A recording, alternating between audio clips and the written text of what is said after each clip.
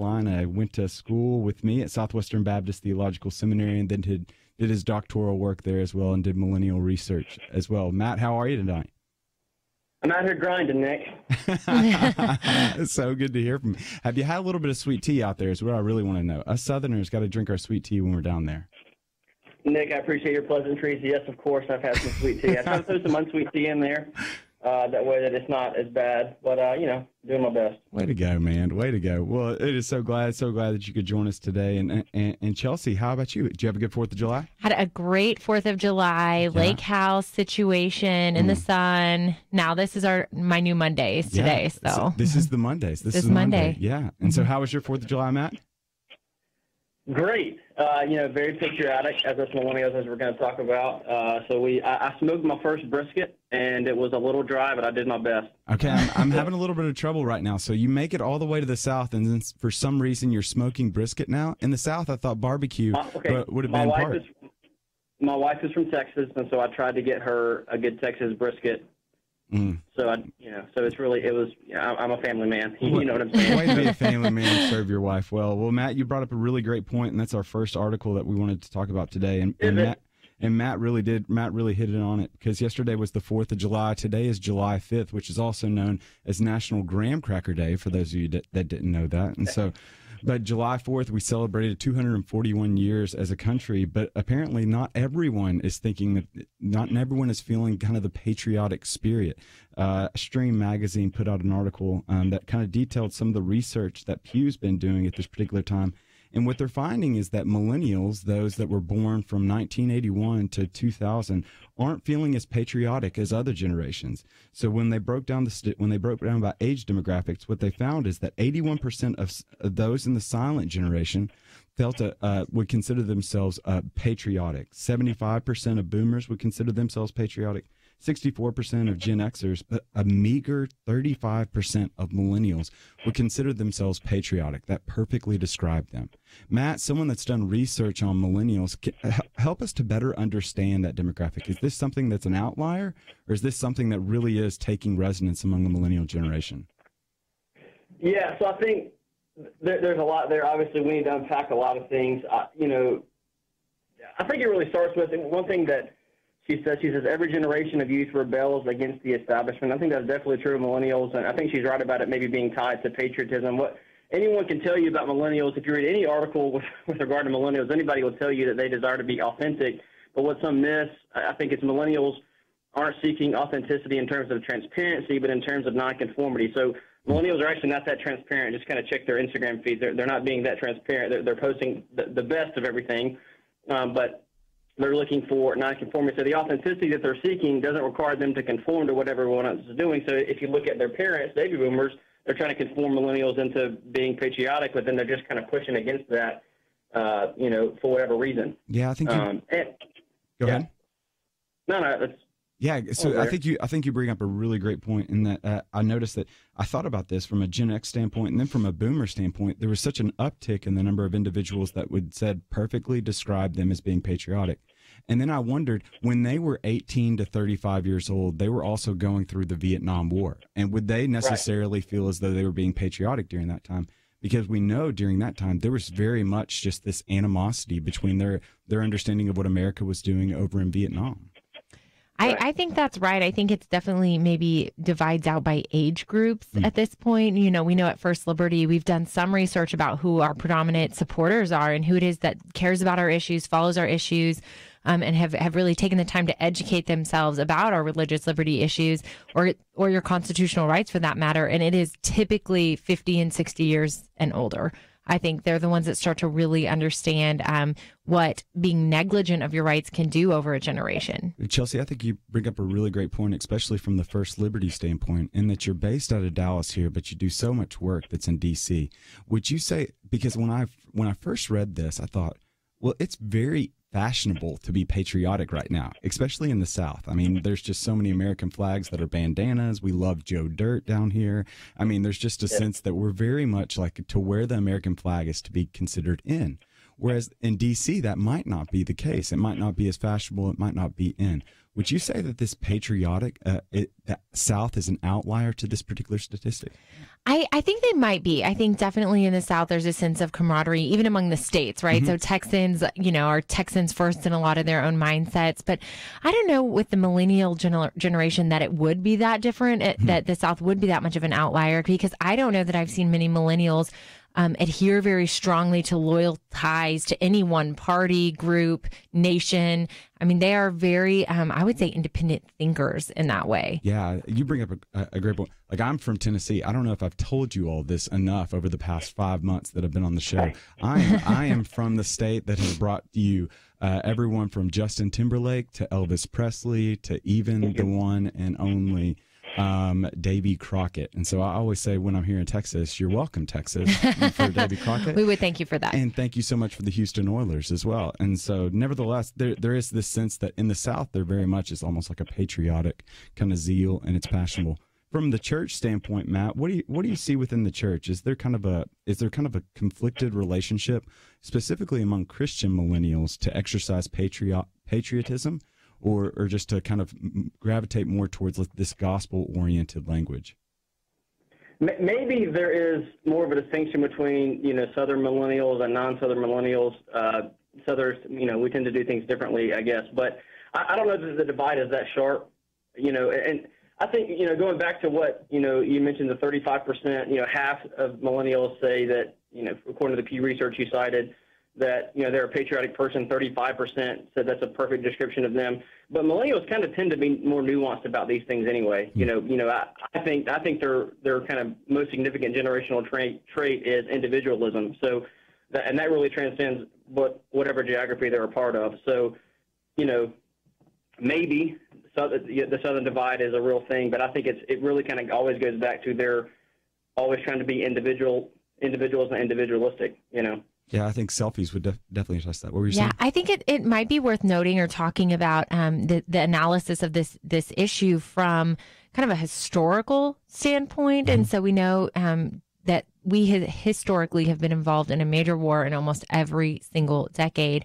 And while we have the war on terror now, it is about 16 years old. So going on, going on 16 years old next September. And so thinking through, I'm an older millennial. I was born in 87, but maybe the younger millennial generation doesn't remember September 11th and we had to unite as a country to fight a common enemy, and that enemy looks very different now than wars in the past. Enemy combatants, we know, don't wear uniforms. And it's very hard to kind of identify and unify against an enemy you don't see or understand in a war that might even seem so distant and far away. Yeah. And so we're going to continue this conversation with Matt Kendrik and Chelsey Youman when we come back after the break. This is Nick Pitts for Point of View. We'll be right back after this.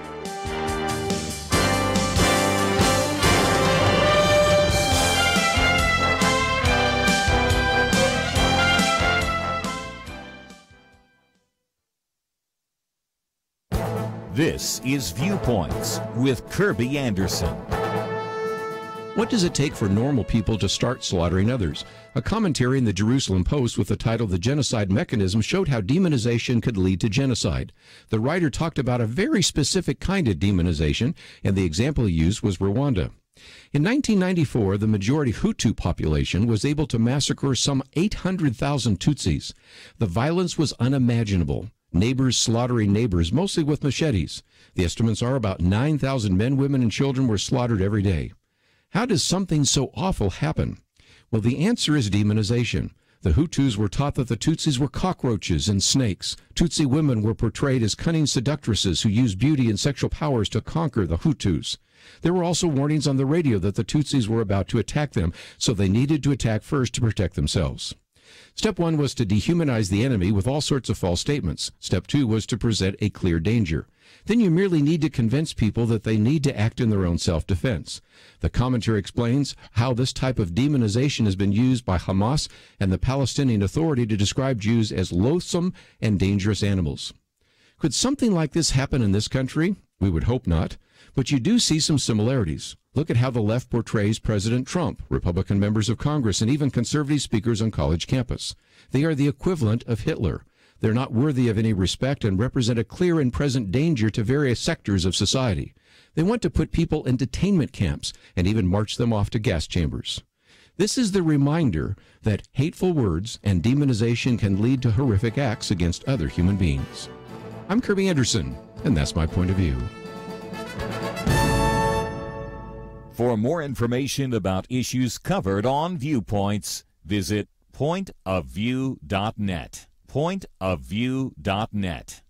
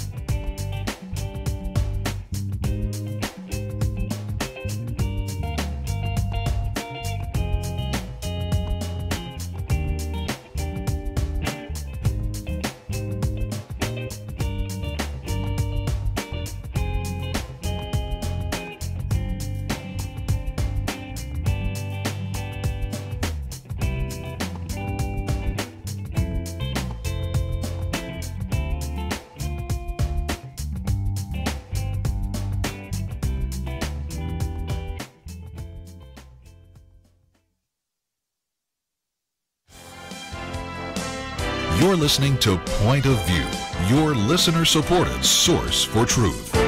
And we are back with Chelsey Youman, Chief of Staff for First Liberty. Matt Kendrik is joining us over the phone from Asheville, North Carolina, the next generation pastor of Biltmore Church, did his doctoral research on millennials. And I am joining you as well, taking the place of Kirby Anderson for the day, the 6th grade DARE speech contest winner. And also, just so you guys know, I achieved a dolphin badge in the YMCA swim team. So just so you know.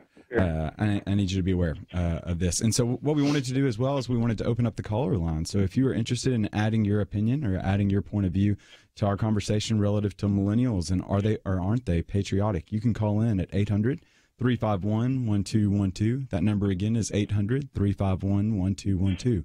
Or you can check us out on Facebook as well, Point of View Radio Talk Show. So, Chelsey, we were talking over the break, and so you made a great distinction about millennials, not necessarily being much more individualistic, but also tell us about that distinction that you were speaking to. Well, earlier. I think that millennials, even if they are not quite as loyal to an establishment or an entity, I do think they're loyal to issues. And I do think besides just individualism, I mean, we have seen millennials come out in droves to be very passionate about the left's issues, frankly, LGBT rights, the Women's March in Washington. I mean, I think that we've seen and been inundated and flooded by millennials who are very passionate, care a lot about social justice issues. Even I think social justice issues they're drawing attention to that aren't liberal issues, such as sex trafficking, human rights violations internationally. And these are all things that millennials really do care about, use their voice to speak out about. And it might not be United States patriotism, but there are other things we do see that they have some efficacy towards. Matt, are you seeing this in the church? Are they more issue-oriented, or would you say they're more entity organizational-oriented? Yeah, I think our key struggle in the church is trying to make, I'm a pastor of a Baptist church, and so trying to make non-committal millennials be part of an organization that requires high commitment. So, I think one of the ways that we try to do that, and a lot of churches have found success, is trying to get them involved in short-term things to project kind of towards a long-term goal. So, Chelsey's exactly right about that. The shorter-term or kind of quicker issues is really a great way to engage them. Yeah, and I just think about my own experience. Again, I know this is going to be classic millennial. I'm going to project my experience onto the whole, and so take this with a grain of salt. But I think about even just within this article, it's very much couched in this patriotic fervor, right? She's citing these Pew Research studies that, again, to reiterate, 35% of millennials would say that it perfectly describes them. They're patriotic, whereas a boomer generation, it's 75% would say that they're patriotic. But then, so couched in this patriotic article, what you're going to see in the second to last paragraph, if you click over to the link, which is on our website, you'll see her ask the question, millennials believe that they can change the world. And I think we've just grown up in a world in which we're intimately aware of what's happening around the world. And you would expect someone that's got a patriotic article to say, why not channel the language of Abraham Lincoln of wanting to create a more perfect union? But instead you set the vision towards changing the world. I think we've just grown up in a globalized world, and we're just acutely aware of what's happening across the world. And we've been constantly told that we can change the world, and I can do anything I set my mind to. Now, contra to that, I cannot play professional basketball. I know that what you're thinking right now, Chelsey. This Shock guy of all looks shocks. like he can play professional basketball. 6'1", 180 pounds, 15-inch neck. I'm killing it on the basketball court. But that's just not the case. I just think that we've always been put before us just this globalized world perspective, and that's just kind of changed our understanding of what is patriotism. Yes, we're a part of the world, but we're also a citizen of our country. I think that's absolutely right. There's an exposure component here too. I mean, not to project my own view, but I grew up at in a small charter school that was a college prep school, and its entire mission was to raise us with a global perspective. Now, I was not brainwashed into globalism or anything like that, but I was exposed. I think 35 languages were spoken in the hallway. Wow. I was exposed to many religions, many cultures, and I think that's just a microcosm of how it is nationally right now. I mean, being able to turn on the news and see what's happening across the world is a phenomenon we've all grown up with every single day. And so it's a shift in perspective, but I do still think that millennials can be loyal to issues. It's just maybe channeling it in the right direction. Yeah, Matt, we kind of see this conflicting picture, right, of wanting to be able to change the world, one, but also wanting to be a citizen of our country and move towards that more perfect union. But I guess in your position as a church of wanting to train and equip the individuals that walk into the doors in order that they might be bright lights into this world, I think what would be so interesting is, do you find Christian millennials are struggling to try to figure out what it means to be a citizen of another kingdom, to be strangers and foreigners in a land, but also seek the welfare of that country as well, or the community they're in? Absolutely. You know, in that article that we're discussing a little bit, she says millennials don't believe in American exceptionalism and that we're not the best country in the world. I think it really comes down to millennials just frankly don't care about it in the same way. They don't care about being number one. No, all Americans are competitive in some sense. So all Americans want to be number one, but they don't. Where to my grandparents, America not being number one is very unpatriotic. But to millennials, they just care about that particular thing. So again, it really comes back to what are we talking about when we talk about patriotism?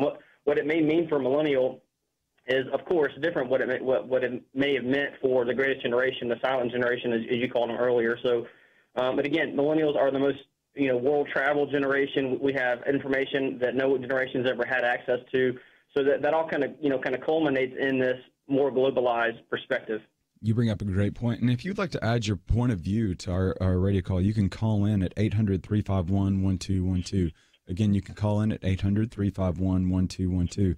And Matt, I think you bring up a really great point as to which raises really the question of what does it mean to be exceptional? What is American exceptionalism in our world today?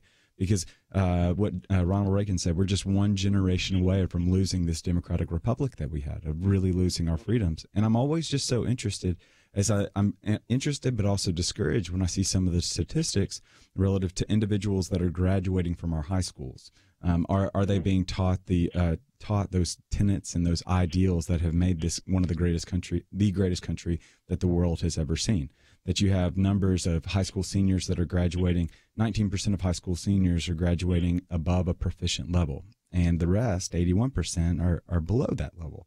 You've got 12% of high school seniors that are graduating that know how to do math at a senior level, 19% that can read at a senior level. And so I'm just wondering, are we really is this a unique time in our country's history, or are we just seeing repetition of what's happened in previous generations? Are you seeing any of that, Chelsey?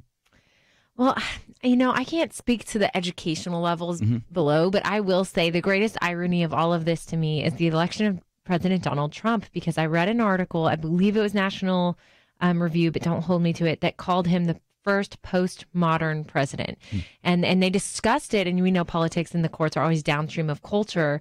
But even though not all millennials can even vote yet, we are seeing a president elected who did not have strong political ties. He was not tied into the establishment, particularly loyal to any one viewpoint. And the article discussed that, the liberals' idea of postmodernism, there is relative truth, relative up and down. the rejection of establishment in general. That's also on the conservative side to some degree. We have the Tea Party activists, anti-establishment activists, but Trump doesn't embody conservatism across the board. I mean, especially on some social issues that are very dear to conservatives' hearts. And so the fact that he was elected, I think, is definitely indicative that this phenomenon, a lack of loyalty to certain ideals and established, I would say, political parties. It's interesting. It seems to be a rejection across the board, and maybe not just with millennials. Yeah, I do wonder, because the President Trump has definitely brought about just very much a clarifying aspect to many, especially among millennials. Millennials have always had a distaste towards the Republican Party. They've always just kind of voted in lower numbers. But we also see that we're moving away. It really did kind of divide us in a unique and new way. And so it'll be interesting as we continue to move forward. Matt, do you have any concluding thoughts for us as we kind of close out this millennials? Are they or aren't they patriotic? Yeah, I mean, it's a given that millennials are less patriotic. But I think we need to get to talking about what does that actually entail? What does that actually mean? I'm part of the Southern Baptist Convention. Even across evangelicalism, there was a big debate that cropped up over the weekend. How patriotic should one be in a worship service? What does that look like? And then I think it really showed a fault line between younger and older evangelicals of opinions. So really, I think this is a really good discussion to continue having in our local churches and in situations like this. I couldn't agree more. It's almost just understanding kind of the theological truths that really do guide us, as what the psalmist would say, as the scriptures are being a light into our path and kind of a guide for our feet.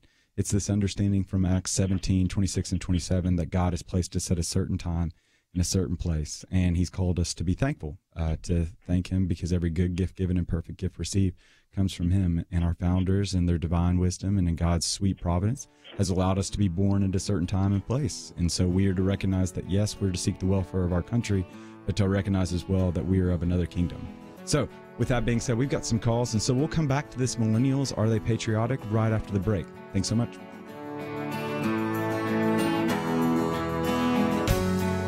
Point of View Radio has been changing lives for a generation.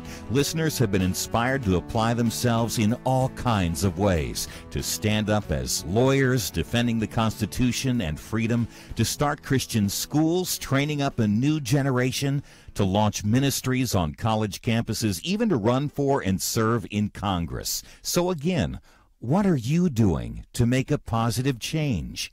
One way to start today is to join the Truth Team, Truth Team 360, and help us change lives. Our nation needs a Truth Team very badly. Support Point of View Radio today at pointofview.net. Set up your monthly gift by clicking the Truth Team 360 picture and then carefully follow the directions. pointofview.net. By phone, you can give at 1-800-347-5151, 800-347-5151, or mail that first donation to Point of View, Box 30, Dallas, Texas 75221, Box 30, Dallas 75221. Point of View will continue after this.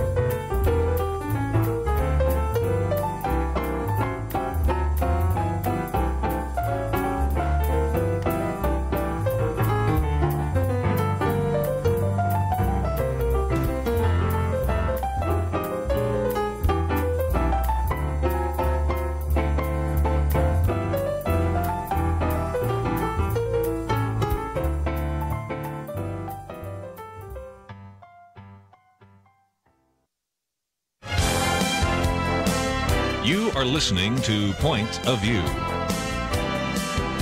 The opinions expressed on Point of View do not necessarily reflect the views of the management or staff of this station. And now, here again, your guest host for Point of View. And we are back, and this is Nick Pitts, and I'm joined in studio by Chelsey Youman, Chief of Staff over at First Liberty, and as well over the phone still with Matt Kendrik of Biltmore Church in Asheville, North Carolina. We're going to start taking some phone calls. So, Al from Georgia, you are live on the line. Hey, guys. Thanks for taking my call. I just wanted to mention one thing, and that is that as a young person, as a child, I was always influenced by the leaders that I had to be patriotic. I remember I was in first grade when President Kennedy was killed. And so that's been my legacy. But now our children have had our most recent president, Mr. Obama, as a very unpatriotic president, a very unpatriotic leader, in my opinion, and that he has not set the standard. I would never go to work for a company and then go out and badmouth the company. And I think that's possibly what he's done in turning our millennials against the nation, basically. Al, you bring up some great points. I actually did some of my PhD research on John F. Kennedy and his role kind of in the 1960 presidential campaign and the role of religion in that particular campaign. And you do bring up a great point, and there was a sense that the presidency, the highest office in the land, the leader of the free world, was an individual that we kind of lifted up not only to lead us, but also to be a character worthy of emulation. And as of the recent, there's been some kind of conflict, I guess you could say, as to is there a role model that we can point our children to, as well as who we can point to really be someone that can, one, model patriotism for us, but two, be a model of character for us as well. Exactly. I have a very difficult time separating my faith and my patriotism because my patriotism is based on God and country. So to maybe not have a faith, I can see that you would not be patriotic either. Those two things go hand in hand for me. I mean, Chelsey, you all at First Liberty do a lot of work to be able to defend individuals' religious exercise in the public square. How can you speak to Al? I think it's just really important, genuinely, for people to know what their rights are. I mean, you can't have an understanding of your constitutional rights and not have an understanding of how great our country is. And what sets us apart from other countries is the freedom to be, I guess, in this case, apathetic, or the freedom, like so many of our honorable clients, to be brave and courageous and stand up for those rights. And I truly do think we talk a lot about educating at First Liberty and educating the next generation, trying to get people to have cultural heritage ties to our status as Americans. I mean, I think when the younger generation in school, they're reading the Federalist Papers, they have history classes that are talking to them about who we are and where we came from and what a unique history that is, that breeds an appreciation for it. Yeah, that's really good. Right. Matt, how do you, in the local church standpoint, how do you one, express gratitude for the country that you've been placed in and the freedoms inherent within it? But then two, how do you continue to keep understanding the truth from Isaiah 42:8 that God does not share his glory alone, of being individuals that live a holy and living sacrifice unto him? Yeah, I don't think that's, I don't think it's that great of a rub. I think it's a matter of priority. So first comes the kingdom, first comes Jesus, first comes his kingdom. And then second, in my opinion, comes family and all other things. But definitely after the kingdom is, your own country. And there's nothing wrong with being patriotic in the sense that you're proud of where you live and you're proud of who you are because of where you're from. That's fine. I think it's a matter of priority. So for me, as long as, God's kingdom and God's mission to make disciples in every nation of the earth is taking precedent and it's number one, then all else kind of falls in line. Yeah, it kind of goes back to what even Jesus would say, right? In Matthew, seek first the kingdom of God, and all things will be added unto you. I mean, I even think about Al. I think about just your idea of wanting to have a model worthy of emulation. I think back to what Paul would say to young Timothy and also to the church at Corinth of imitate me as I imitate Christ Jesus. That there's always been like this idea within the biblical narrative to put forward models worthy of emulation. And then as those models seek to inspire you think back to some of the classic works of the day of Pascal or Thucydides, even would continue to loft up some of these heroes, and it would be in those heroes that we would see attributes that would be worthy of kind of imitating as well. Absolutely. Yeah. Thanks for all you do, guys. I appreciate you. Al, appreciate your phone call. We're going to jump over next now to Mike from South Carolina. Mike, can you hear me? Yes, sir. Hey, Mike. I appreciate all you do, and I thought it was interesting that my daughter is a millennial, and we both voted for the same person, but for different reasons. I voted for Trump because I didn't like the direction the country was going and stuff like that, and I'm a little more patriotic. But she voted for him because he was anti-establishment. And so I just thought that was interesting that we both voted for the same person, but for different reasons. Yeah, Mike, you bring up a great point. It reminds me of that song, Different Strokes for Different Folks, I guess you could say. Yeah. Exactly. Yeah, and actually talking about it brought us together, and we have a lot of common ground with millennials, and she's active in the church and everything. So I just thought it was really interesting that we did it for different reasons. Well, Mike, thank you so much for your phone call. Matt, this brings up a really great point, and it's something I wanted to illuminate. There's almost this sense, what you see with Mike and his daughter, is that they were willing to exercise the right to vote. And as we look back into the statistics, as we look back at 2016, there were so many millennials that just didn't vote. But you wouldn't know it based upon the news coverage right now. That millennials were the largest age demographic that were eligible to vote in 2016, roughly 81 million of them. But of that 81 million, only roughly about 54% of them actually were registered to vote, though registering to vote is as easy as getting a Facebook account, and 90% of them have a Facebook account. And then of that 80 million that were eligible to vote, you have only a small portion, 25 million of them, actually voted in the 2016 election, exercising that right, utilizing that freedom that Christ has come to set us free. I find it just extremely interesting as we continue to think through kind of this mentality of being a good citizen of the kingdom of God, as well as a good citizen of our kingdom, or rather of the country. Yeah, I mean, politics is not my sphere, but I mean, you can, obviously, with the millennials, as Chelsey, she mentioned earlier, the millennials have this kind of focus on not just the here and now, but things that they can actually control and change. So something like a national election, maybe they would kind of tend away from, but something that, what you're seeing across the country, there's greater engagement on a local level for millennials because it's measurable, it's short term, which is what she mentioned earlier. So that might play into it. Of course, I'm not really sure. That's not really my sphere, but there is a lot more engagement on the local level in politics with millennials right now. Are you seeing that as well at First Liberty, Chelsey? Well, it depends. Are they Christian?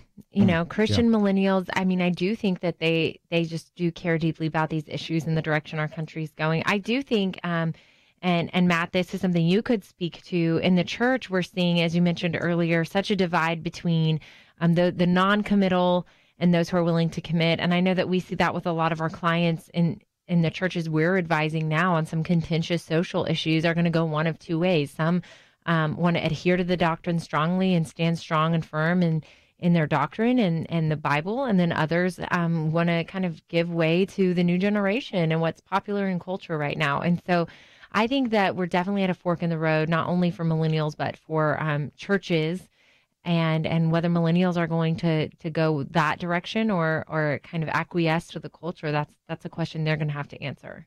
Matt, she brings up a really great point, and I'd be interested to know what you guys are doing over there in Biltmore. You really highlighted it at the beginning, and then Chelsey kind of just reiterated it, really trying to move millennials towards issue-oriented kind of causes. And so what are you all doing at Biltmore specifically that really are trying to target millennials to get them impassioned and kind of active towards some of those issues that are, one, a part of the Biltmore community, but also, two, a part of the larger regional community? Yeah, we're actually trying to move them away from being project-oriented by getting them.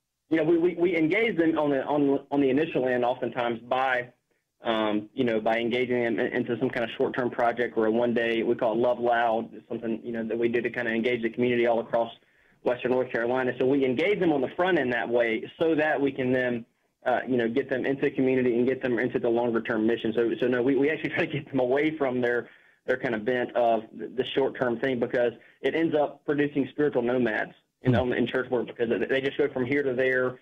church to nonprofit and all around kind of consuming short-term things, but they, the spiritual growth necessitates long-term, commitment. So we try to get them there by engaging on the front end with the short-term thing. Yeah, that's really good. It reminds me of the Eugene Peterson quote that obedience is faithfulness in the same direction for a long time. And so, well, Matt, I want to thank you so much. And just for listeners, Matt is the next generation pastor of Biltmore Church in Asheville, North Carolina. His better half, Courtney, is phenomenal, and he's got 2 great kids. And Matt, thank you so much for joining us today. Thank you, Nick. Hey, you're the man. And we are going to be right back after a commercial break. And when we come back, we're going to talk about the latest debacle at CNN, as well as just some of the partisan divides that's happening within it. Chelsey will continue to join me, and this is Point of View. And we'll be right back after this.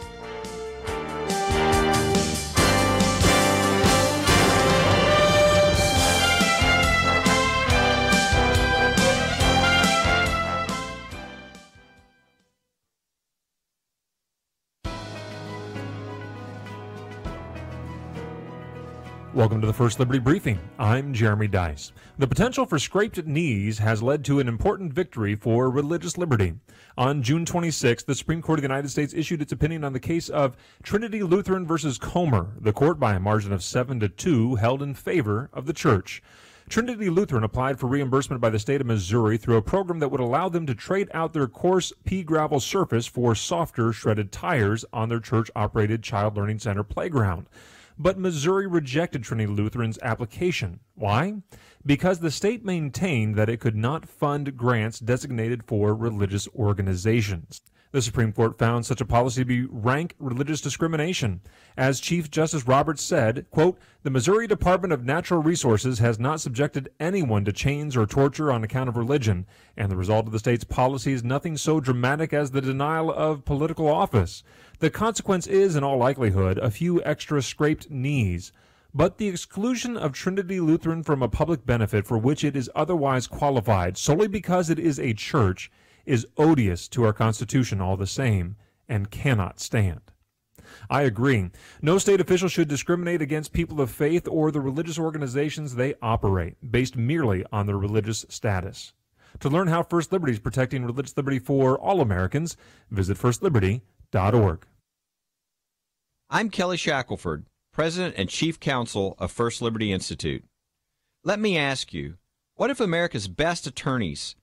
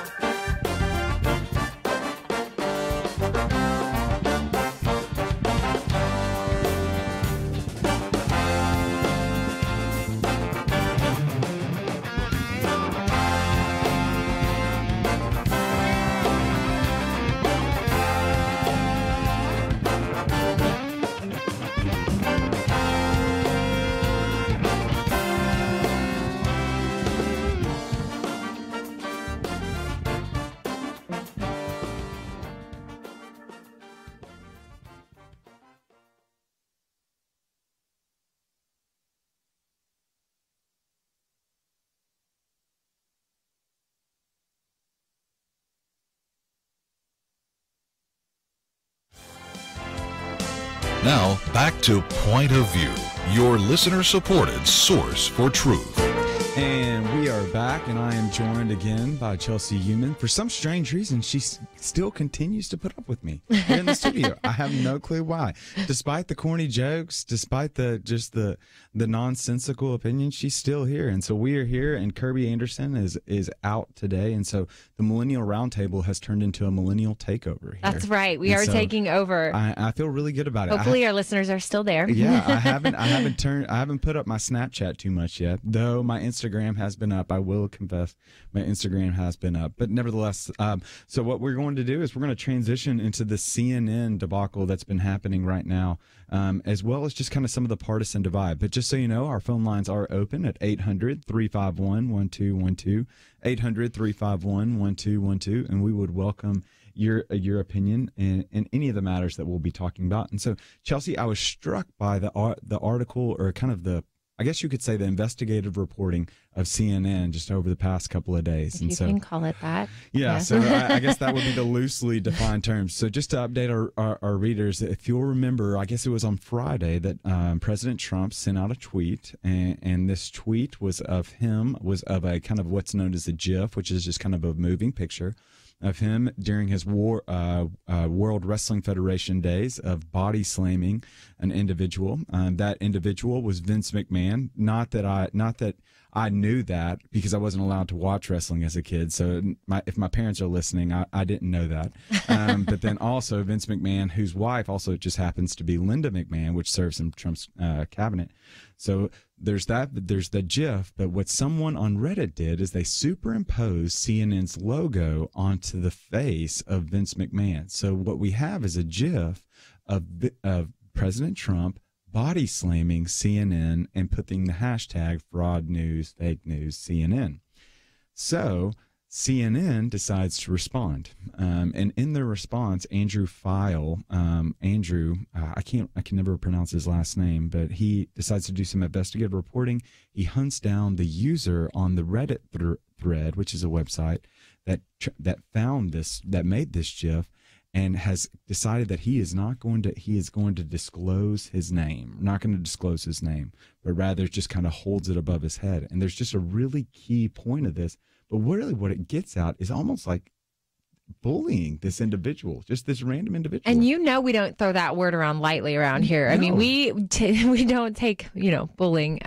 We don't talk about it very seriously very often. But I will say this article creeped me out. There is no other way to say it. If you read it, everyone should go read it on Point of View's website, because it's like they brought the full force of the mafia against this individual. His apology is no less than 3 paragraphs, discussing his apology towards CNN and any use of violence against reporters, which I'm not even sure, really what danger they're in of a use of violence against them. I mean, it was all a joke, and it was all meant to be kind of lighthearted fun. Now, whether the president should be tweeting these things, that's a separate question. But the actual content of the tweet was meant to be kind of a hyperbole. It was no one's real face. It wasn't violent. It wasn't like the Kathy Griffin beheaded, bloody head of our president. It really was. It was a logo that was involved. And his apology, I mean, you can tell he's got the fear of God in him after CNN tracked him down. So CNN tracks him down. He issues an apology, and then Andrew, and if I stick up for Andrew, the author, for a second, even Andrew has admitted that it's probably just some misuse. He just misphrased kind of the sentence at the very end of his article that really has been under kind of much speculation and confrontation. Even Hugh Hewitt, the conservative radio host, as well as Washington Post op-ed writer, has kind of come to his side a little bit. But I'll read you verbatim from Andrew's article, and he says, quote, CNN reserves the right to publish his identity should any of that change. That being kind of his desire that I'm not going to do this again. I'm not going to do it. And it's almost as, I mean, that's a very threatening sentence. Hell hath no fury, like CNN made fun of. And so Chelsey, argue with me for a second. So I'm gonna try to take the devil's advocate position, and argue for CNN in this moment, and say, well, this is just a part of what a news organization should do, right? They're to investigate items that they deem to be newsworthy. You can't tell right now, but she is completely rolling her eyes. Proud Mary is rolling down the river. No, I truly do, in my heart of hearts, wish CNN and all other media outlets would spend this amount of detail and depth and investigative reporting on their stories. I think if they got to the bottom of issues, I mean, they brought up things about this individual's past, which are indefensible. I'll say that right now, but They should be investigating like this. Good for them for taking the time to, defend themselves. And it was definitely self-interested. Now take that and use it and make it useful towards other stories and really get to the bottom of the line. More even-handed reporting. I mean, reporting on more diverse issues in the latest Trump debacle. There are so many things his administration is doing that is not getting paved any airtime, I should say. So I think they're coming under a lot of heat and pressure. I think a lot of our national and media outlets were under a lot of criticism, especially after the polling turned out to be so inaccurate for the presidential election. I think they've really been undermined a lot, and they're trying to establish themselves again with some reputable, hopefully some reputable investigating. Yeah, so it kind of reminds me of what Stephen Colbert has done, right? So Stephen Colbert kind of changed his whole MO and really did find a sweet spot relative to more viewers and more clicks through some of his videos by attacking Trump. And he really did take it to the extreme, very much so, about 2 months ago. And so I completely agree with you to the extent that CNN really did do some investigative reporting here. They tracked down an anonymous Reddit user. And I think this is very much indicative of our culture, that the internet, we're hiding behind anonymity to say things and post things that we probably shouldn't post. And I think this user, as indicated by his apology, said some things, posted some things, and not just that, but also posted like this, almost like a fraternity portrait of just individuals that work at CNN with the Star of David on it. So he's done some stuff that he very much regrets, very much apologized for. But then again, for CNN to put this line in there and to threaten them, I just continue to think, what if they gave those efforts to the health care bill, for example, and did that investigative reporting to really break down what the health care bill would look like? We've got the G20 summit coming up right now. That President Trump is right now on his way to Poland to be able to meet with Polish leadership, but then on Friday is going to meet with Chinese leadership as well as Russian leadership in bilateral talks. Like, I just kept on wondering, what if CNN gave that much effort to some of these stories as they gave to tracking down a random user on Reddit? Right. And I think, unfortunately, I think that a lot of these media outlets live in their own kind of bubble. They're surrounded by like-minded people. And that probably lends towards some of these issues because, if you really do think about it, when Obama was in office, Republicans were just as dissatisfied by the fact that he was in office, but they had no platform, right? And so we sat down and just listened to liberal media outlet coverage for 8 years. And now the tables have turned and we're really seeing the liberal media outlets come out and be unable to cope with a Republican president. There's no other term for it. Yeah. I completely agree. And, there's an extent that I come from it from a biblical perspective. If we look at it like faithful are the wounds of a friend, there is no room for fanboys or fangirls in journalism. I wholly expect and would love for you to be able to call out, to celebrate when there's reason to celebrate, but also to call out when there's reason to call out. So, for example, the example I always go back to is Neil Gorsuch, his nomination. When 93% of the Senate voted for him back in 2005 for his confirmation, and then for them to raise up this mess, and then for CNN to do what they did. Like, I don't understand that. Why not celebrate where there's reason to celebrate, as well as call out when there's reason to call out? Right. And at First Liberty, if CNN wants to cover any of our stories, they're very important stories to the American people. They have huge impact on the American people. And we would love to get on CNN. We would love for them to be covering diverse interests of the American people. You bring up some great points. And so what we're going to do is we're going to take a little break. And so after the break at the top of the hour, what we'll do is we'll talk about some of the partisanship that's been plaguing our country as of the late. And then what is a millennial response to that? We'll be right back after this break.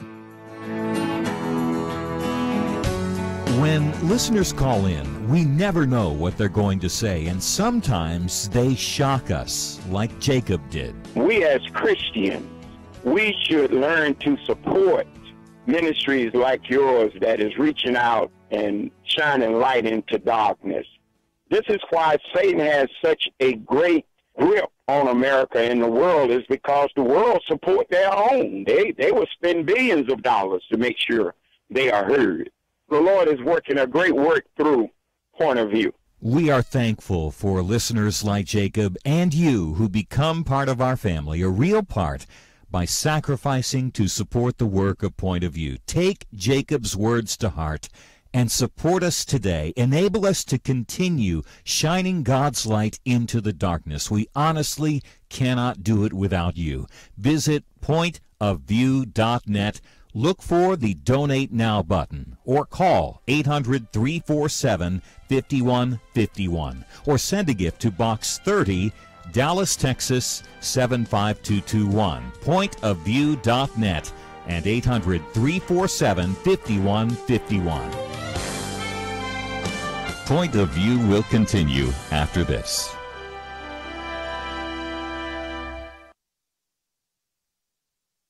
I just thank God for y'all. I listen to you every day, truly. I wanted to thank y'all for everything you do each day to inform Christian families and our community about the things we can do, and just the way you're so informative. I listen to you daily and love you guys and appreciate you so much. God bless you, Kirby, for keeping this show so on track and for the decades of wonderful help to this nation that Point of View has been. We're all big fans of your work, and we pray that God will just prosper it. As a Christian, over the years that I've followed this program, I am constantly challenged to be on guard and to evaluate what's going on. And if for no other reason, to protect the caliber and the truth of your programming, I need to participate and to back your program financially to ensure that the truth stays out there for people to hear, to view, and to be a part of.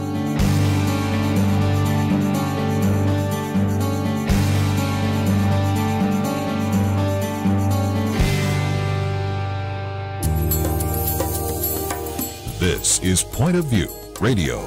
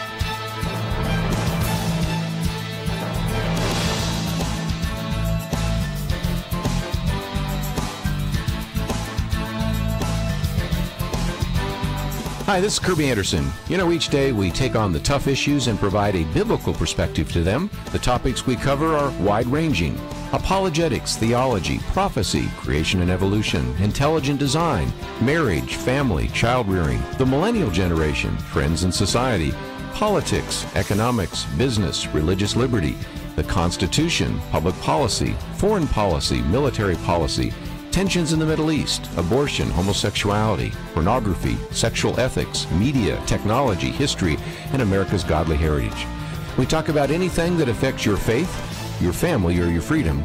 So don't go anywhere, because Point of View continues right now.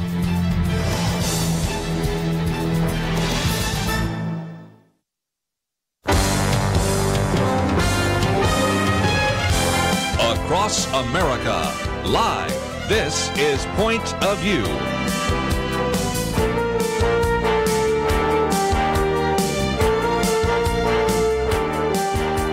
And now, your guest host for Point of View. And we are back for the second hour. This is Nick Pitts joining you live from Dallas, Texas, and I am joined in studio by Chelsey Youman. Chelsey, how are you? I am well. We have survived 1 hour of this. You have survived really 1 hour. Yes, really, of they've this. survived. Yeah, the audience has survived 1 hour of putting up with me, and so now we'll make our way into the second hour. But before we make our way, kind of in the partisanship, kind of talking about kind of how partisan we have become and how divided as a nation we are, I thought we'd just give you some time to talk about what's happening at First Liberty right now. Sure. We have been very busy, as always, at First Liberty. There's never a dull moment where I work. I guarantee that. But we have some really great things to report. You can sign up for our newsletter and hear about these updates every single Saturday. We send it out. It's firstliberty.org is where you can go to sign up. But our most recent victory has been out of California, which is ironic. Yeah. But we were very excited about it. We often have to be very particular about the types of cases we take out of California, because so many of the precedents are already against, unfortunately, residents of the state for religious liberty. But in this case, we were representing a synagogue. A little bit of a different story. They have a Kipros chicken ceremony before Yom Kippur starts every year. And so they do a chicken ceremony. It's a ritual that they've done for millennia. I mean, this is a very, very long-standing tradition in the Jewish faith and tradition. And so, believe it or not, of course, out of California, some chicken activists got involved and sued this synagogue, not only in the state court, but in the federal court. And we were fortunate enough to be able to step in and defend the synagogue and this practice. And after 1 day of trial last month, 1 day of trial, the case in the state court was dismissed. Wow. And this federal court case was also dismissed a little bit before that. Now, the chicken activists are appealing and trying to get their dismissal overturned, but we are really confident and excited about that victory and protecting the rights of people of all faiths to practice their faith. I think you bring up a great point, and elaborate upon that. It's really not just necessarily the Christian faith, though many individuals are Christian that are working for First Liberty, but it really is just a threat to religious liberty somewhere is a threat to religious liberty everywhere. You make such a good point. I do think it's a misconception out there that, we would only represent, Christian faith, religious liberties for Christians. And that's frankly not true. We've had so many teachers call us and say, well, Muslim students are allowed to have a prayer mat at school and pray. Shouldn't that be a problem? And we say, no, their right to pray at school is your right to pray at school. Their right to read the Quran at school is our right to read the Bible at school. And so religious liberty is truly religious liberty for all. But in fact, if you think about it, we've been talking a lot about the courts in the last few months, especially with Gorsuch's nomination. And he is just one of literally hundreds of nominations that are available. I think there's 133 empty federal seats right now for Trump. That's double the amount Obama started with. And at the end of Obama's term, 9 out of 13 circuit courts had gone from conservative or neutral to liberal. And so we have a lot of ground to gain and a lot of territory to gain back with Trump as our president, nominating the right judges. But working with what we've got, the judiciary that we have, we actually find it's easier to win religious liberty cases with minority faiths. Hindu faiths, Muslim faiths, they are winning in the courts where Christians are losing. And so thinking of it in a strategic, long game mentality, understanding that all faiths really, is a way to help win and establish more rights for religious liberty. That's awesome. So just to kind of give listeners, I guess you should say, a kind of an insider view of my nerddom, I guess you could say, is that on my bucket list, I want to read a presidential biography on every president before I kick the bucket. And so right now I'm making my way through this biography on James Madison. And so James Madison obviously just had a very much an instrumental hand in the Virginia statutes relative to religious freedom, kind of worked together with Thomas Jefferson, would be known as the Virginia dynasty. So you had Jefferson, Madison, Monroe, which was 28 years within the first 50 years of the United States experiment of just kind of ruling from that Virginia dynasty. But what I was just continually struck by as I was reading this is that they continued to see the positive good that was the exercising of religious liberty, exercising of religion in the public square. Because what the founders knew to be true is that religion produced virtue, and virtue was a common good for a good society. And so where there are virtuous people, where there are virtuous citizens, it really does allow the government that's one less service that the government would have to provide.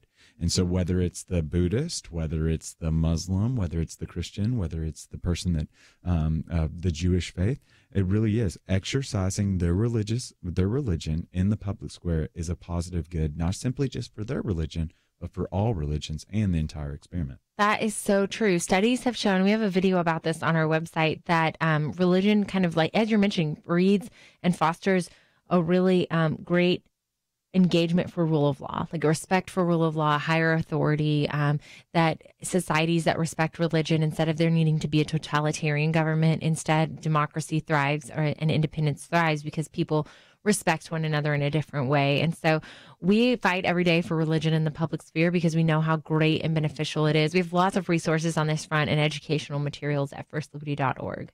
Oh, that is so great. And so how can individuals continue to support you all in the work that you're doing? Is it going to First Liberty? What are some other things that they can do? I think definitely, we are a 501c3 nonprofit, so actually donating is a huge way to support us. Yes, we are attorneys on staff, but no, we do not ever send a client a bill, which is actually one of my favorite parts at working for a nonprofit. Wow. Never have to bill a client, but that means we are donation-based entirely. So that's a great way to support us.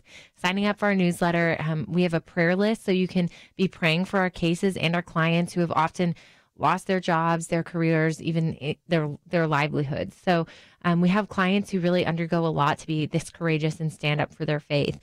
Praying for them is an important way. And then I think always just educating yourselves and telling people about what their rights are. If you know military service members, for instance, have rights and don't give those up when they serve in the military, then your friend who is told they can't pray at their desk in the military, they know what their rights are and they'll be willing to make the call to us. That's so great. And so coming at it if we're thinking about it from the millennial perspective, since it's the Millennial Wednesday, right? I think about often, as I think about some of my friends in my circles, whenever I mention religious liberty, it's almost like this license to discriminate. That more often than not, they're just those are just religious individuals that want to discriminate against lesbian, gay, transgender, bisexual individuals. And so it really is what First Liberty is doing is informing that it's so much more. It's not discrimination. It really is just the ability to be able to exercise your beliefs, just like an individual that's LGBT would be able to exercise. There's room in the sphere for all beliefs. We say it's a license to participate. Yeah. And it's a license to continue to go to work, to go to school, for children to pray over their lunches. I mean, this is a really broad right to say that minority factions have always been discriminated against, which is why the First Amendment specifically and explicitly protects those of religious faith. Yeah, that's so true. And so as once we make our way back from the break, what we're going to be talking about is kind of just some of the toxic environment that we find ourselves living and moving in today. And so when we come back, there's a couple of articles on the website that I just want to continue to encourage you to go to, pointofview.net. We're going to be talking about some of this toxicity that kind of exists in the American communities today relative to just partisan politics, to the extent that there are some startling statistics, as I was reading, of individuals that, one, have no trust in the American presidency, and then also individuals that have no trust whatsoever in the news media. And so what we'll do when we come back is we'll explore some of that, especially from the millennial perspective, of what does that look like as you're trying to live and move and trying to move towards that more perfect union when you really have this lack of trust within the American experiment.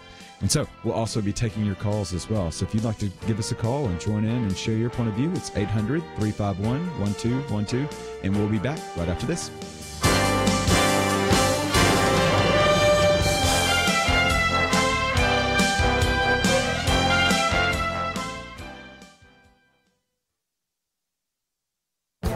This is Viewpoints with Kirby Anderson. What does it take for normal people to start slaughtering others?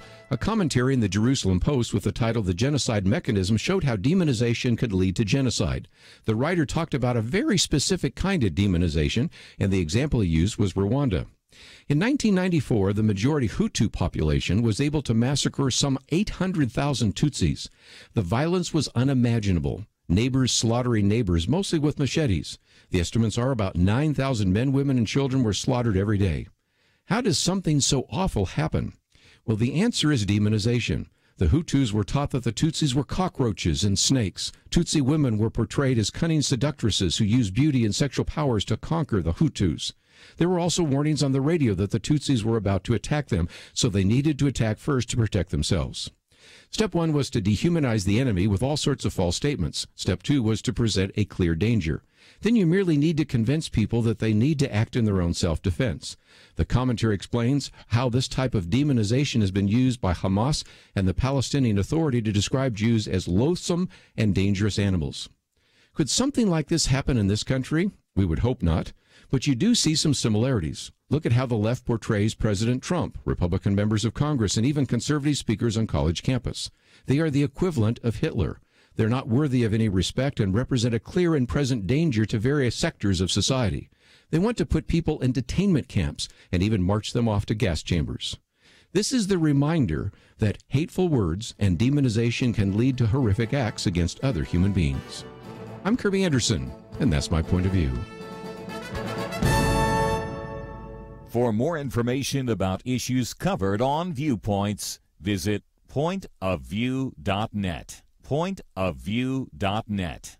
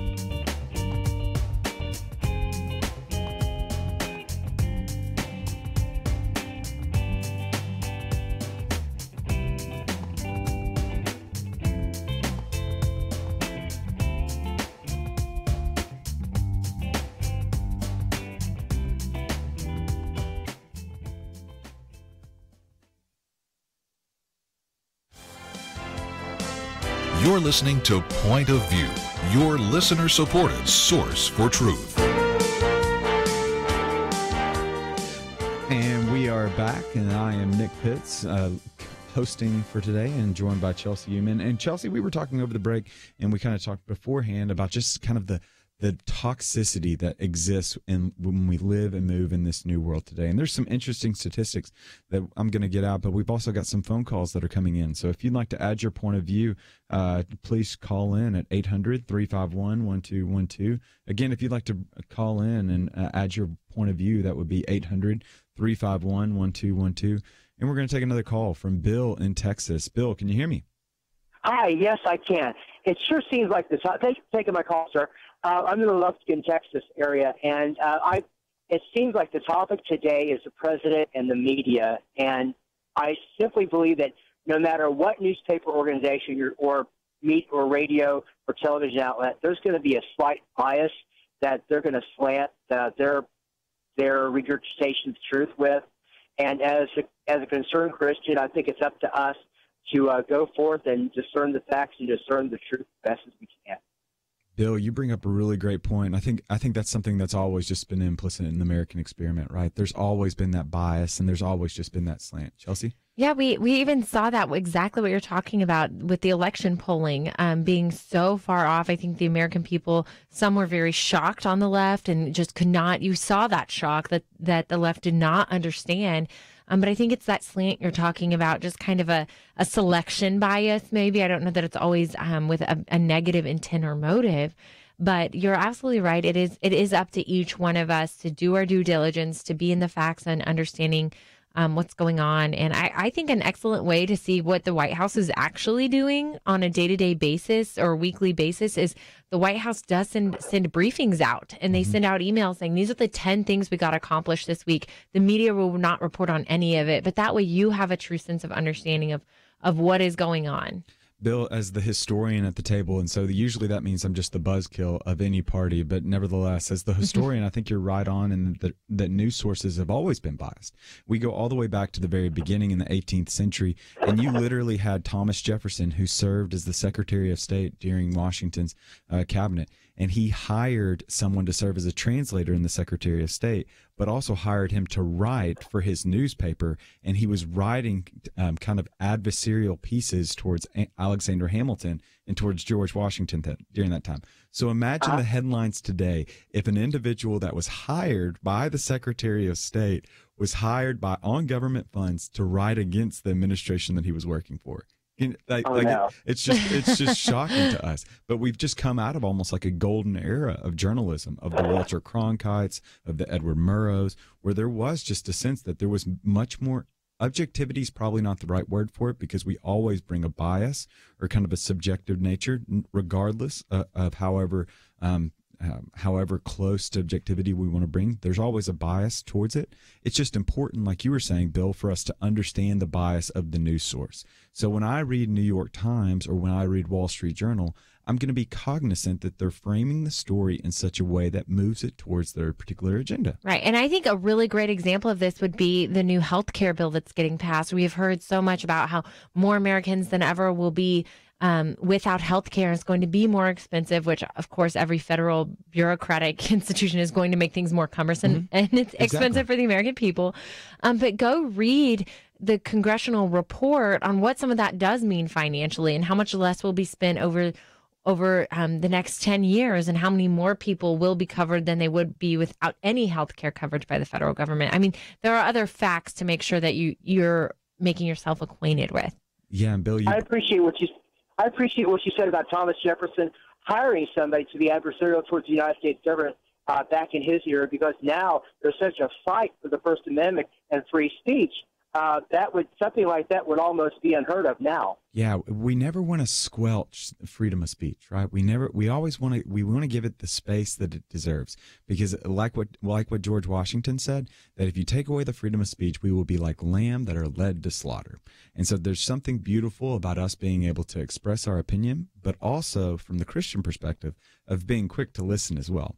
We're wanting to be individuals from the Christian perspective of kind of what you alluded to, that really are our own investigative reporters that are doing the due diligent work to be able to scour the news sources, to be able to ascertain what truth is.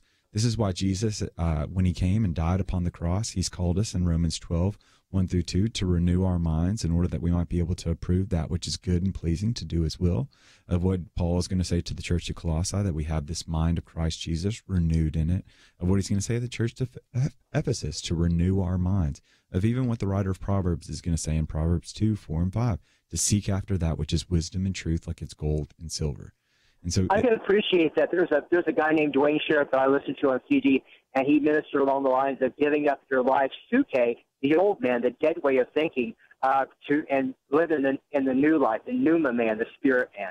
Oh, completely agree. We have been given, the Spirit of God has been placed inside of us. That's what it says in Ephesians 3:20, that we can do more than we can ask or imagine, that we have not been given a spirit of fear, even a fear of fake news, but a spirit of strength and of power and of self-control. And it's incumbent upon us as citizens that have been vested with inalienable rights of life, liberty, and the pursuit of happiness to be able to pursue after those truths that we know to be congruent with reality, but also to move us towards a more prosperous nation.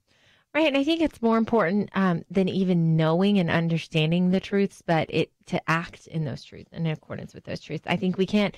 I go to so many speaking symposiums at universities and college events where I want to tell these students and these millennials what the rights are and what the legal landscape and political landscape we are in. But for them just to walk out and say, that was a really nice symposium, is not enough. They have to get involved. They have to participate. They have to vote. And I think that hopefully maybe that was a motivating factor for Christians in voting for Trump, was they saw that wow, we have a Supreme Court seat up for grabs, and we're pro-life, and we understand what that means to vote someone in, even if we don't agree with him personally, who is going to defend the right to life, maybe, or put people in place who will. Okay, Chelsey. When Vice President Pence explained what partial birth abortion was in the debate, and he explained that his opponent was for it and he was against it, that was heartening to me as an individual, that the Republican agenda included being pro-life and anti-abortion. Completely agree. And so it's not just being cognizant of truth, but it's also acting upon the truth. I'm reminded of this I have my little iPhone, Apple Watch rather, and it tells me how lazy I am, in essence. But it does it in a conducive manner that's kind of pleasing to me. It just shows me how many steps I have not taken and how much I have not stood up from my desk. But it's really contingent upon me using that knowledge to spur me towards getting my fanny up and getting and walking around and standing up, drinking more water, breathing more consistently, et cetera, et cetera. The knowledge is good only insofar that I put to use that knowledge. And kind of what you were explaining, Chelsey, this knowledge is good. These propositions, these ideals that we've been put forward from both parties, to be able to act on that knowledge in such a way that moves us towards a better place. Better today than yesterday, better tomorrow than today. Bill, thank you so much for joining us. We appreciate your phone call. Yeah, Chelsey, I'm just very, I guess you could say, burdened by this kind of fake news that we're kind of living in and moving in this new era where we're really very distrustful of kind of the news media. Right. I think you're right. And, I'm a First Amendment nerd, so I care immensely about freedom of speech. I mean, we know that the Supreme Court has decided multiple times in unanimous decisions, there's no limit to how offensive your speech can be. Free speech is free speech. I'll defend your right to say it or believe it. If I tell clients all the time, if your belief was the sky is purple, I would still defend your right to believe that. Whether or not I think you're crazy or not is a separate story. But, all that being said, I still wish that the news, without limiting their right to report and the freedom of the media, that they had more of a sense of integrity and honesty, because they used to have that. The investigative reporting used to be a very high threshold. But recently we did see some CNN reporters and editors actually step down and resign. If you remember that from a couple weeks ago, based on a story they were reporting, of course, about Trump's investigation, which has taken up about 63% of airtime, not an exaggeration. 63% of airtime, and they had misreported it, and they did not have the right sources in place, and it ended up being fake news. Go figure. And the editors at least stepped down in that sense. But I'm just hoping we see kind of a rejuvenation. We live in a world where social media, everything is very fast paced and quick turnaround. I'll often be interviewed for a story at 4:30 that is going to air at 5.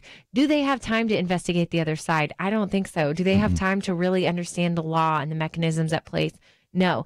So that turnaround, she will have to have a report on the website, social media report, and then an actual live web report, all in 30 minutes. Yeah. And when we come back from the break, we're going to put some numbers to some of these sentiments of just the distrust within the media, but also kind of some of the partisanship that's really plagued the American experiment. So join us, and we'll be right back after this break. Point of View Radio has been changing lives for a generation. Listeners have been inspired to apply themselves in all kinds of ways, to stand up as lawyers defending the Constitution and freedom, to start Christian schools, training up a new generation, to launch ministries on college campuses, even to run for and serve in Congress. So again, what are you doing to make a positive change? One way to start today is to join the Truth Team, Truth Team 360, and help us change lives. Our nation needs a Truth Team very badly. Support Point of View Radio today at pointofview.net. Set up your monthly gift by clicking the Truth Team 360 picture and then carefully follow the directions. pointofview.net.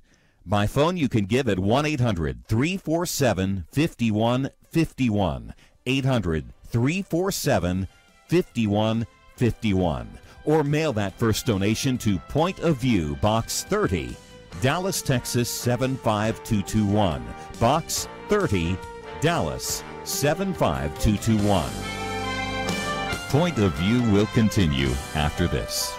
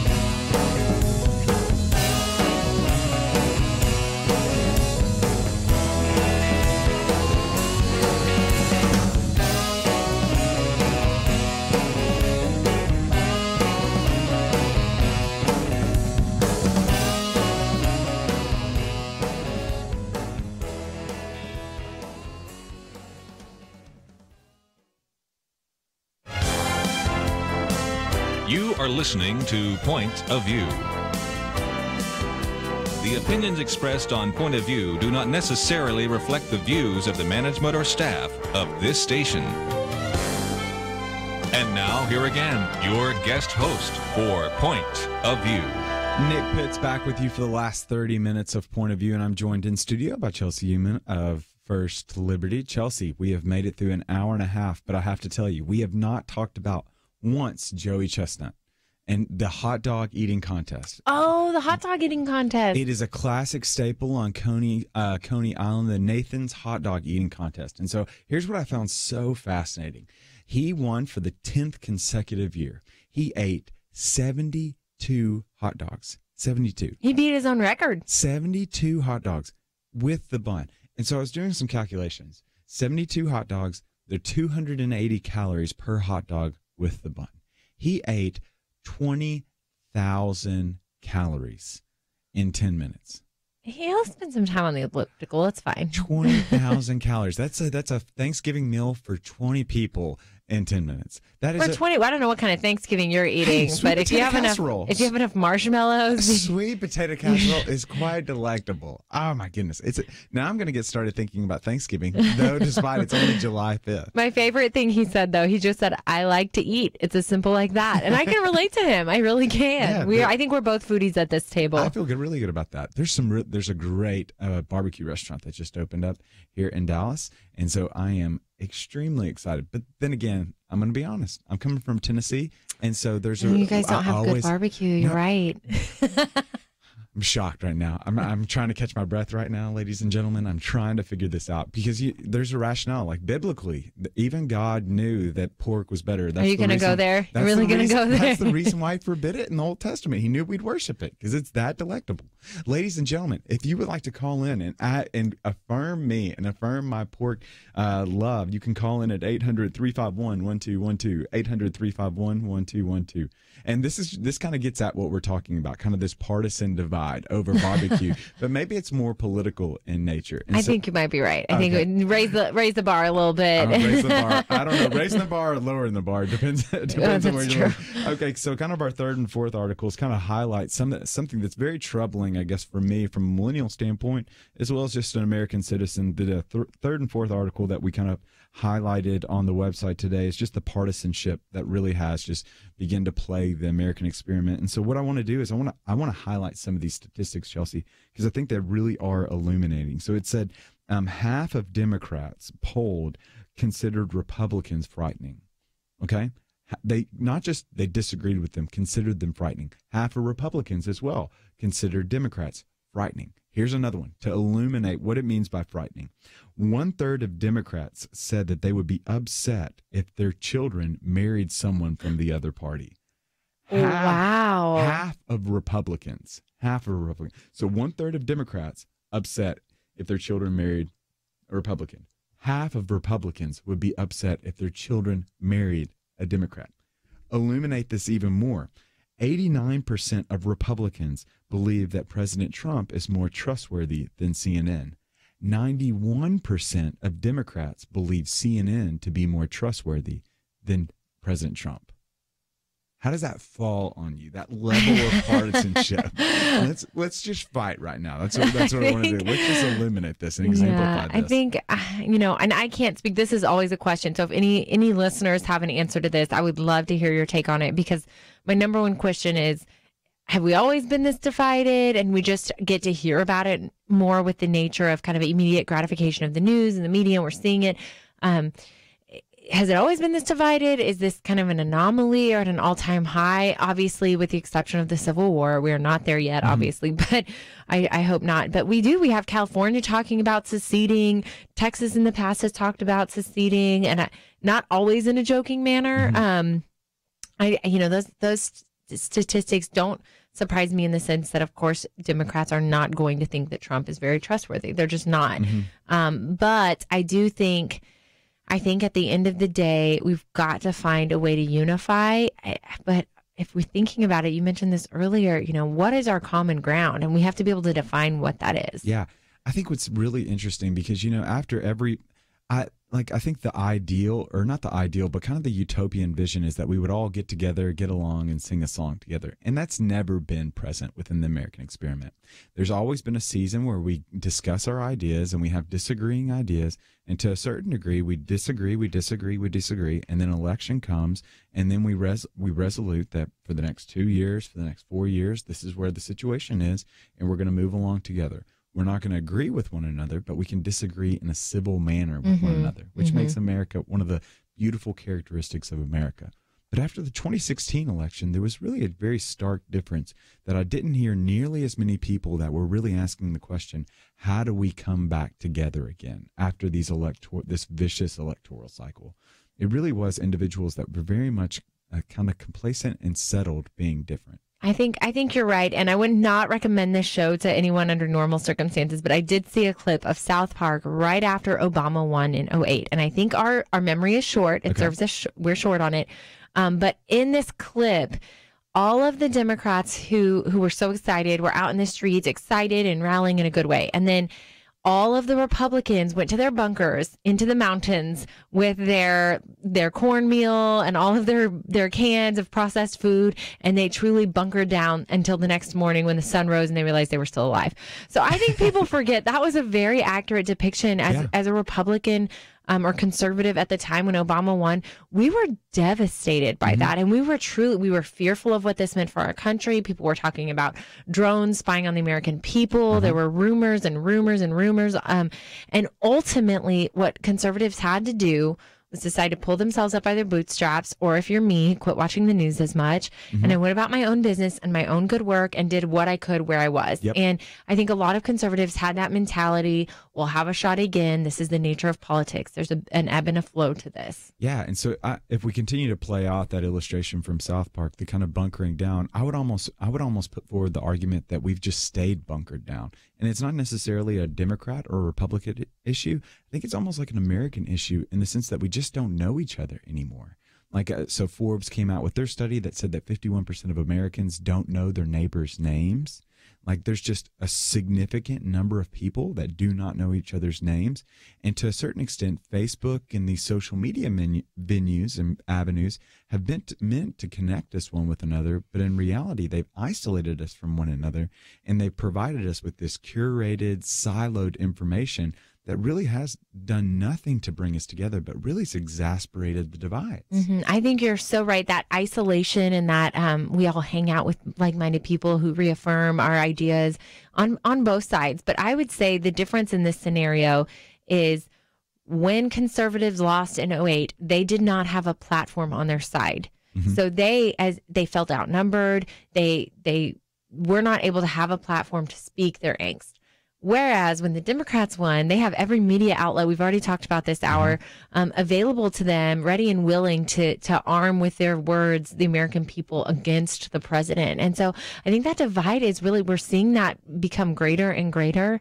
And the other thing I'll mention that we've seen a lot is a lack of common truth, a lack of commonality among, you look at the Democrat platform and the Republican platform, where there used to be some overlap. I mean, everyone has I would say, polarized even more on the platforms. Yeah, in politics, there's always been the extent that you're bringing in disagreeing ideas and ideas that kind of move us towards what's your idea of creating a more prosperous country. And there's always been certain half-truths that both sides have brought to the table. Like, I believe that this set of propositions have the ability to be able to move us forward, and the other side does the same. And then during election time, we combat the ideas, the majority ends up winning, and then their ideas, they have to work through compromise in order to bring about kind of the change that they so desire. What I think what's increasingly interesting is we've moved away from a time of seasonal rhythmic pattern of campaigning, governing, to now just campaigning 24/7. And in that campaigning 24/7, we're no longer seen, because in governing, it requires us to take the identity of American citizens. But now in a campaigning posture, we're always assuming that our primary identity is our political party. And so, especially as we're continuing to see the diversification of the American experiment, I think we're going to continue to see is that individuals are going to place their partisan identity above almost any other here in America. I think that'll be very interesting. And so we'll take our first call. Scott from Missouri. Scott, you're live on Point of View. Hey, Dr. Pitts, appreciate the call, taking the call. The big difference from what I can see in the Republicans and the Democrats is the Republicans thus far still have a canonized respect for life and God. The Democrats have canonized a disrespect for life and for God. When we talk about party differences and we talk about cultural differences, a lot of that, for instance, how do you deal with an unwed mother? How do you take care of her from a welfare perspective? That's just sort of difference of how you do it. But what was striking to me in the Democrat Party and what bothered me about it was something that happened in the 2012. Scott, we're going to take a commercial break, and then you can share that anecdote right as soon as we back.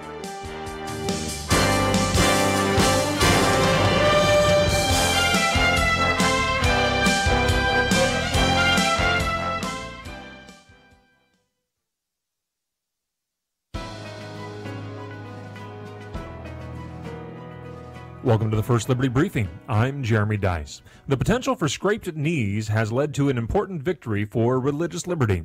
On June 26th, the Supreme Court of the United States issued its opinion on the case of Trinity Lutheran versus Comer. The court, by a margin of 7-2, held in favor of the church. Trinity Lutheran applied for reimbursement by the state of Missouri through a program that would allow them to trade out their coarse pea gravel surface for softer shredded tires on their church-operated Child Learning Center playground. But Missouri rejected Trinity Lutheran's application. Why? Because the state maintained that it could not fund grants designated for religious organizations. The Supreme Court found such a policy to be rank religious discrimination. As Chief Justice Roberts said, quote, "The Missouri Department of Natural Resources has not subjected anyone to chains or torture on account of religion, and the result of the state's policy is nothing so dramatic as the denial of political office. The consequence is, in all likelihood, a few extra scraped knees. But the exclusion of Trinity Lutheran from a public benefit for which it is otherwise qualified, solely because it is a church, is odious to our Constitution all the same, and cannot stand." I agree. No state official should discriminate against people of faith or the religious organizations they operate, based merely on their religious status. To learn how First Liberty is protecting religious liberty for all Americans, visit firstliberty.org. I'm Kelly Shackelford, President and Chief Counsel of First Liberty Institute. Let me ask you, what if America's best attorneys from the very top law firms got together to defend religious freedom in court? That's exactly what's happening at First Liberty. And the best news? We're winning over 90% of our legal actions. Come learn more at firstliberty.org. You'll be encouraged. That's firstliberty.org.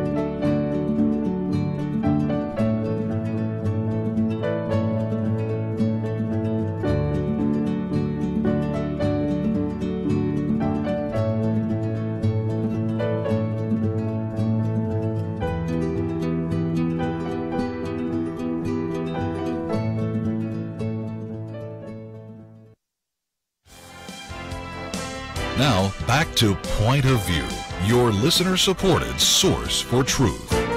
And we are back with Point of View for the last 9 minutes. I'm joined by Chelsey Youman and Scott on the phone. I apologize, Scott, that I had to cut you off there. We had to take a commercial break. That's okay. That's radio. And what I was saying was the differences in in the way they've canonized either respect or disrespect for God and life. And when you basically canonize a disrespect for God and for life, you basically look at the individual as a commodity at that point, and you get sort of a herd mentality, similar to what you might see in an old Western movie when the entire town wants to hang a guy, and there's only one person there to slow the process down. Say, wait a minute, let's make sure we got all the facts here, because there was a respect for the individual. And we can argue policy, we can argue a lot of other things, but the way that has played out, in my opinion, is the real crux to the problem between the two parties, and the reason why the Democrat Party is really, quite frankly, struggling like they are. When you disrespect life, life becomes a commodity. When you disrespect God, government becomes the God. And the reaction that we've seen from the left, so-called left, as a result of Trump being elected, is the fact that their God has been threatened, because the God is the government. And so on the right, Trump does some stupid things, but we still essentially have our own God, which is sort of the Jehovah God in general. These are generalities. And we don't get too irate about it, but things happen. We do get some issues. But anyway, that's my comments, and I appreciate anything you might want to add to that. Yeah, Scott, I think you bring up a really great point in the sense that there's always been that delineation from an understanding of, especially as of the late, of what do you do with God in your Democratic or Republican platform. That's really been a very stark difference. I mean, I think that was illuminated really at a high point in 2008. Where there was just the infamous booing that happened when they tried to include that in the Democratic platform. But then also, I think you bring up a really excellent point that I hadn't thought about recently about the understanding of man and the viability of life, because that really does go at root from the philosophical perspective of the difference between kind of a liberal perspective and then a conservative perspective. Because conservatives come from Edmund Burke of kind of the 18th, 19th century. And Edmund Burke, just the conservative kind of forefather of the conservative movement here in the U.S., really did have this understanding of what we would know from the Christian perspective of the depravity of man. Just a very low view of man and an understanding that man is inclined towards that evil wrongdoing. And that's hence the reason why there needs to be a government to a certain extent to restrain the evil. Whereas from the liberal democratic perspective, they come from a Lockean, Rousseau kind of perspective that really does have an exalted view of man, like the divine spark lives within. And so there's a higher view of man. And so from Republicans, how you see that kind of play it out today, we just kind of throw our hands up in the air and like, well, this is just what men do. Like, so when bad news comes, well, our expectations are really low because we have a philosophical understanding of the depravity of man. Whereas from the Democratic perspective, when there's the disappointment relative to the actions of men and women, that with such an exalted view, there's a longer fall towards an understanding of what would happen. Am I boring anyone right now? No, that makes a lot of sense. Yeah. I haven't heard that theory before, and I think that it's definitely. I mean, I think we can see that play out in everyone's reaction to the most recent election, which we feel like has been never ending. Yeah. I mean, you're right. We don't feel like it's ended. We just keep hearing about the animosity and disappointment on the other side. And while we're ready to get moving and get working, there is a whole other half of our country who is hurting. Yeah, and I think you even saw this, Scott, just this kind of re-examining the soul. This has traditionally happened to a party when they've suffered a great loss. Republicans are intimately acquainted with this in 2008 after Ron, or I guess, not 08, 12, with the kind of the report that was put out relative to the Republican Party. How do we expand the base? How do we reach out more? And now Democrats, I think you're beginning to see some palpitations of what are we going to do in this brand new world. Just within my own casual searching, you've seen everything from the Democrats for Life for America group that's begun to kind of speak out and trying to petition Tom Perez, who's the Democratic chairman, asking him is there room underneath that party for pro-life Democrats, as well as a new group called, I think, New Blue, hashtag New Blue, and another hashtag, one I can't repeat online on air because it's a little vulgar, and my grandmother would probably slap my ear. That there's just this sense of what do we need to do to change in order to get back to winning again? Well, and I think it's more than just winning. I think at the root of it, I mean, personally, it becomes, as a Christian person, it just becomes very difficult to vote for someone who says, yes, I believe in 100% no restrictions abortion. It's like, well, okay, I understand that. I understand we live in a pluralistic society, but where that type of mentality leads is exactly what we're seeing in Great Britain with this little baby that the courts say, man, that life's not worth it, throw it away. Whereas the Pope is saying, we'll gladly take the child. Yeah, it's probably going to die, but we appreciate and respect the fact that it's a human being, and we will do what we can to make it comfortable until God calls it home. But you see in Great Britain what I think is what Sarah Palin was calling the death panels. It's like, okay, the judge and the doctor say you're not worth living, we throw you away.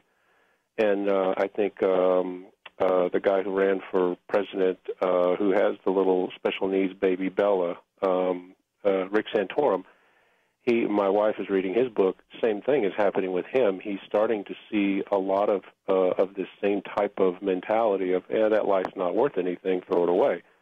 In dealing with his special needs child, that eventually leads to the type of thing that you see in China, which is, okay, you accidentally have one child, we abort that child, forced abortions, forced sterilizations, that sort of thing. So my point is, you lose respect for God, you lose respect for the life of the individual, and then you begin to go in that downward spiral, which I think is where the Democrat Party is now. How they get out of that, I don't know. Their leadership is still very much fighting against God and life, and where they go, I don't have that answer. Yeah, Scott, I think thank you so much for your call, and you do bring up a really great point in the sense that again, to go back to kind of the question that's posed, is the Democratic Party have a big enough tent to be able to include pro-life Democrats? Because as we know from research that's been done for Students for Life as well as other pro-life organizations, the majority of Americans believe that abortion is wrong, and that very much are moving towards a position whereby want to kind of move, how do we make abortion safe and rare in many instances? But even more than that, I mean, I think he raises a very good point that I think it's escalating. I don't think this is limited to pro-life issues anymore. I think how barbaric the abortion process has become truly something that's been shed light on, especially the Planned Parenthood videos that came out. They have an understanding now. They can no longer say they don't know that baby's a child. There's no question anymore about the life aspect of it. But we're seeing euthanasia is now becoming legalized in many states and other countries. I mean, even at the end of life portion of this, we're seeing what we call at First Liberty, and you've heard this probably before too, the death culture that we're in. Just like a disrespect and a disregard for humanity in a lot of ways. So I think that's something that, truth should overcome untruth and light should overcome darkness. And we hope that we see that in our generation. And it's on Christians to be serving these needs and speaking truth and the gospel and trying to overcome these really, really big evils in our society. Yeah, so it goes back to what Edmund Burke said. The only way that evil triumphs over good is when good people say nothing. And so what we try to do here at Point of View is to be able to inform you about your rights to be able to say something, and two, what you might be able to say to speak the truth in love. And this has been Nick Pitts, joined by Chelsey Youman for Point of View for Wednesday, July 5th. Thank you so much, and we'll see you back tomorrow. There are those who listen to Point of View while they're driving, and some can listen at home or at work. But here's the question: where do you go where you cannot listen to Point of View? Well, if you have the app, the free Point of View radio app, the answer is just about nowhere. This is an on-the-go world, and now wherever you go, Point of View goes with you. Visit the Apple or Google Play Store and download the free Point of View app. You can listen and watch the program live or play it again later. Get Kirby's Viewpoints commentary. Click the Take Action link, learn about important issues, and make a difference in this world. You can also read articles, find a local radio station, easily contact us with your comments or questions. Don't leave home or the office or anywhere else without Point of View. Again, visit the Apple or Google Play Store today and get the app, the free Point of View radio app. Oh, and one more thing, if you like it, click that little button that says Donate Now and join the team. Point of View and the Point of View app, with you on the go. Point of View is produced by Point of View Ministries.